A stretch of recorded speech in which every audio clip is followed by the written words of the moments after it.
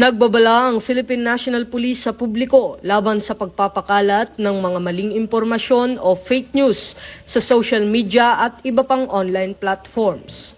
Paalala ng PNP na ang pagpapakalat ng mga hindi beripikadong balita ay maaaring magdulot ng kalituhan, takot at pagkasira ng reputasyon ng mga individual o institusyon. Upang maiwasan ang fake news, narito ang mga paalala mula sa PNP. I-verify ang source.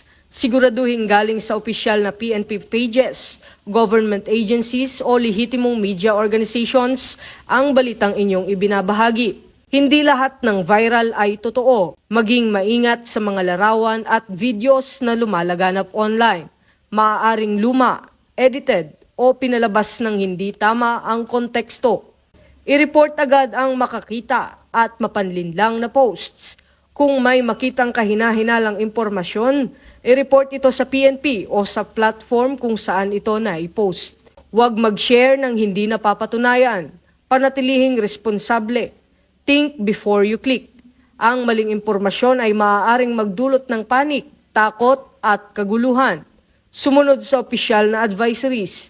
Ang PNP lamang ang nagbibigay ng verified security updates, traffic rerouting at public safety reminders. Makipag-ugnayan sa mga PNP hotlines para sa mga tanong o paglilinaw. Direktang makipag-ugnayan sa pinakamalapit na police station o sa opisyal na communication channels. Sa panahon ng mabilis na pagpapakalat ng impormasyon, ang pinakamabisang sandata ay ang pagiging mapanuri. Sama-sama nating labanan ng fake news upang mapanatili ang kapayapaan, kaayusan at kaligtasan sa buong komunidad.